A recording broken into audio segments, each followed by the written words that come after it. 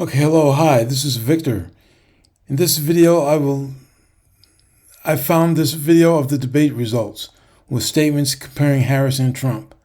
This video talks about numerous policies planned by Harris to target specific areas that will help the middle class, and how Trump basically continues to do the same old thing, moan, groan, bitch, and complain.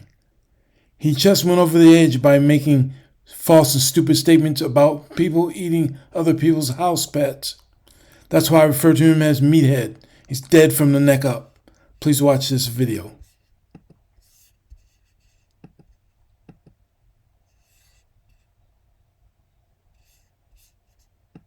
It has been a little over 24 hours since the presidential debate, and the polls revealed that majority of people thought that Kamala Harris wiped the floor with the former president. However, Trump's reaction was not entirely unexpected, as the whole world watched Vice President Kamala Harris repeatedly bait him, taunt, and oppose lots of his outlandish opinions and claims.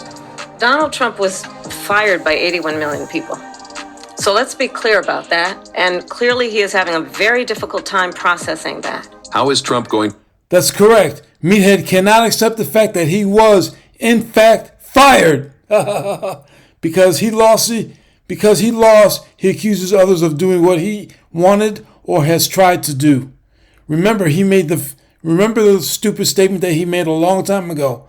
He accused the United States of not being able. The United States doesn't know how to vet who can run for president when he said Obama was not born in the country.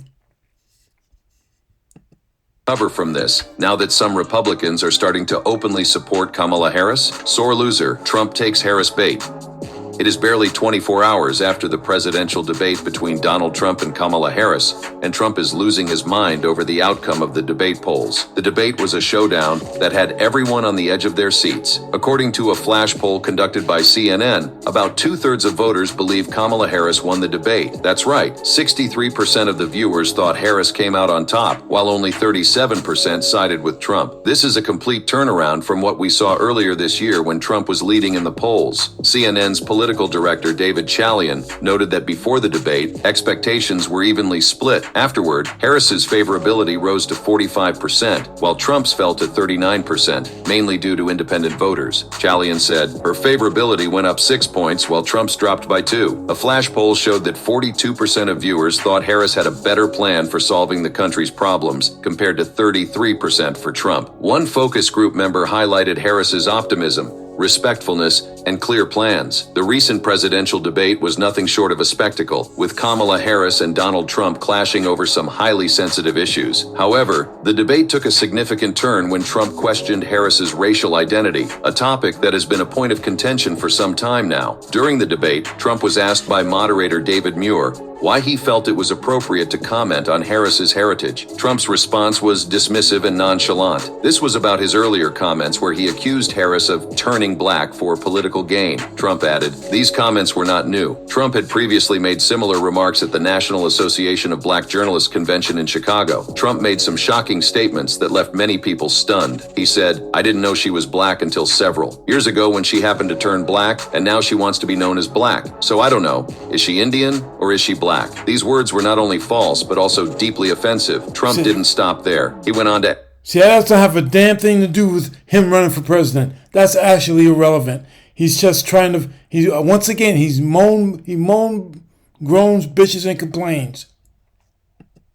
She was Indian all the way, and then all of a sudden she made a turn, and she became a black person. Kamala Harris has always identified as both Indian and black, embracing both cultures throughout her life. Her mother, Shyamala Gopalan, was an Indian immigrant, and her father, Donald Harris, is of Jamaican descent. Harris has never hidden her dual heritage, and her identity has been a source of pride for many. After Trump doubled down on his comments, Harris didn't stay silent. She fired back, accusing Trump of using race to divide Americans. Harris said, honestly, Seriously, I think it's a tragedy that we have someone who wants to be president who has consistently over the course of his career attempted to use race to divide the American people. I think the American people want better than that, want better than this. Her response resonated with many who are tired of the divisive rhetoric and are looking for unity and respect. He said, "She was only promoting Indian heritage. I didn't know she was black until a number of years ago when she happened to turn black, and now she wants to be known as black." He even questioned, is she Indian or is she black? For those who might not know,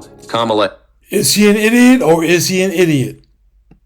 Harris's mother was Indian, and her father is Jamaican, making her both. Kamala Harris did not take these comments lightly. She used the debate platform to address Trump's divisive history with race, calling it tragic. Harris highlighted Trump's discriminatory practices against black people looking to live in one of his father's buildings. But the most shocking part of her response came when she brought up Trump's role in the infamous Central Park 5 case. Let's rewind to 1989. The Central Park 5 case involved 4 black teenagers and a Latino teen who were falsely accused of raping a jogger in Central Park. Trisha Maylee, a 28-year-old investment banker, went for a jog in Central Park. She was brutally attacked, bludgeoned with a rock, gagged, tied up, and left for dead. Her unconscious body was discovered hours later, suffering from hypothermia and severe brain damage. The city was in shock, and the New York Police Department was under immense pressure to find the culprits. That same night, a group of more than 30 youths entered Central Park from East Harlem. Among them were Yusuf Salaam, Raymond Santana, Kevin Richardson, Antron McCray, and Corey Wise. These teenagers, aged 14 to 16, were African American and Hispanic. The police quickly rounded them up, suspecting them of being involved in the attack on May Lee. The boys were interrogated for hours without lawyers or their parents present. Under immense pressure and fear, they were coerced into giving false confessions. They later recanted, but the damage was done. The media frenzy was intense, and the city was on edge, desperate for justice. The case was a media sensation, and Trump played a significant role in fueling the public's outrage. He took out a full-page advertisement in New York City newspapers calling for the return of the death penalty for these teenagers. Because he's prejudiced. He's prejudiced against anybody who's not white, and he'll do anything. Plus, he'll do anything to get his wrinkled face in the media.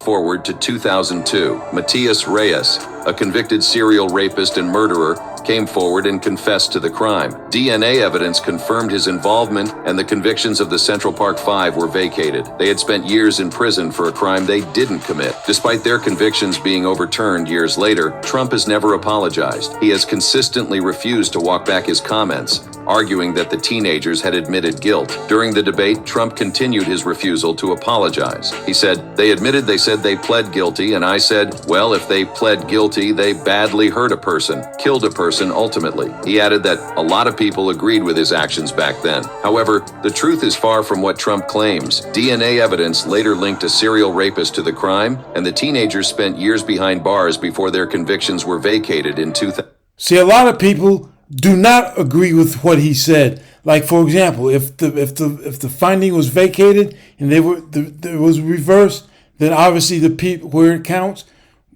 they didn't agree with it with the idiot. New York City later paid them $41 million in a legal settlement. One of the men, Yusuf Salaam, who is now a New York City council member, condemned Trump's comments during the recent Democratic National Convention. Salaam said, 45 wanted us unalived. He wanted us dead. Today we are exonerated because the actual perpetrator confessed and DNA proved it. That guy says he still stands by the original guilty verdict. Harris used this moment to emphasize that the American people deserve better. She said, I think the American people want better than that, want better than this. One of the moderators brought back the issue of Trump's stolen election claims and how Trump has propagated that gospel at most of his rallies. It was almost as if he was living in an alternate reality where facts didn't matter. Despite numerous court rulings, recounts, and investigations affirming Joe Biden's victory, Trump continues to assert that the election was stolen from him through widespread voter fraud. These baseless claims have not only captivated his supporters, but also fueled a wave of misinformation. Yeah, he can't affect failure. He failed. Nobody wants him to be in the fucking White House. You meathead idiot. It's like mommy and daddy never said no to him. He can't accept rejection. That has had profound consequences. In the months leading up to the election, Trump began sowing seeds of doubt about the voting process. He frequently targeted mail-in ballots, which were used extensively due to the COVID-19 pandemic, claiming they were particularly susceptible to fraud. However, multiple studies and investigations found no evidence to support these assertions. The Cybersecurity and Infrastructure Security Agency, CISA, even described the 2020 election as the most secure in American history. On election night, as results favored Biden, Trump prematurely declared victory and accused Democrats of trying to steal the election. His claim led to legal challenges, but most were dismissed for lack of evidence, including by judges appointed by Trump. Trump and his supporters also accused Dominion voting systems of rigging machines to switch votes to Biden, but audits and recounts debunked this. Dominion has since filed defamation lawsuits against several individuals and media outlets that promoted these false claims. Trump urged Georgia's Secretary of State to overturn the results but was refused. On January 6th, 2021, his supporters stormed the Capitol,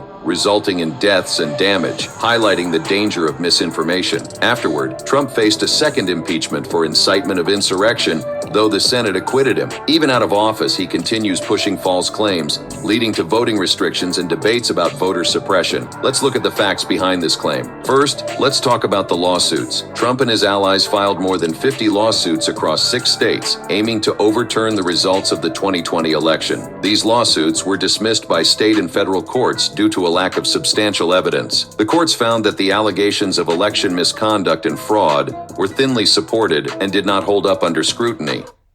See, now, Meathead has no business being within sniffing distance of the White House, in my opinion, because he continually accuses anybody and everybody of cheating, lying, and stealing, things that he has been found guilty of doing and has been found liable of doing. Thank you for watching this video.